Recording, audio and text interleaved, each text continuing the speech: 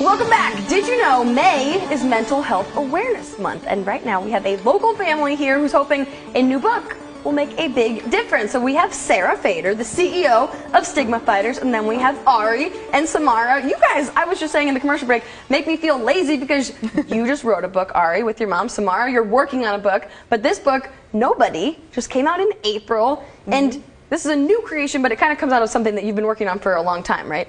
Yeah, I run a mental health nonprofit, and it's important to raise awareness for living with mental illness. And one of the things that we talk about in Nobody is that kids can be depressed or anxious or feel misunderstood. And it's a great book that really talks about, you know, sort of how it feels to feel like no one gets how you feel, right? And it talks about it in the language that a kid would understand. That's so wonderful. So Ari, what was the process like writing a book about this? Well, I was kind of bored. Yeah. He was bored. Well, we were on the couch and I said, let's tell a story together. And I said, once upon a time there was a, and he said, nobody. And I said, and the nobody had a dog whose name was Nobody. And we started brainstorming and I thought, nobody could be a character.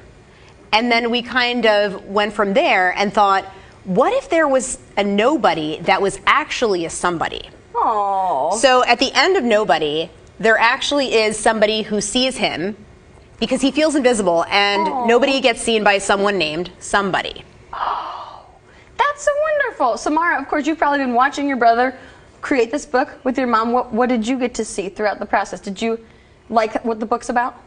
Creativity, imagination for Ari's idea. And this kind of relates to a book that you're working on too, about being lonely. Yep. What made you come up with that topic?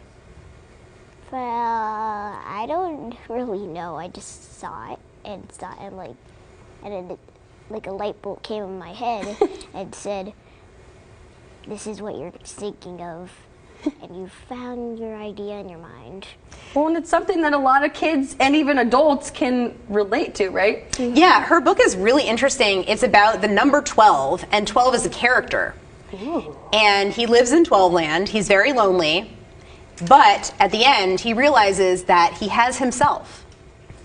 So one of the things that we want to talk about, though, with regard to kids and mental illness, is that it's okay if you don't feel understood, because that is a common feeling, right? So you can talk to an adult about that, tell them that you're feeling down, and kids can see therapists, kids can get the help that they need.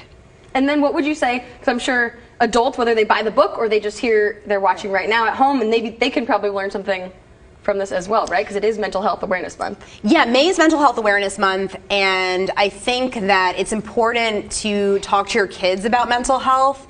And if you are a parent that lives with depression or lives with bipolar disorder, this is actually a really cool book to kind of introduce that idea, because it talks about it in child-appropriate language.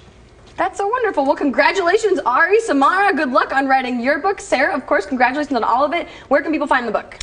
So if you're in the Portland metro area, head on down to Lloyd Center, Barnes & Noble. They have a ton of copies. You can get it online at Amazon. You can get it at barnesandnoble.com, and feel free to request it in your local bookstore. Yes, excellent. And then, of course, read all kinds of things by Sarah at stigmafighters.com. Thank you, guys. We'll be right back. Thank you.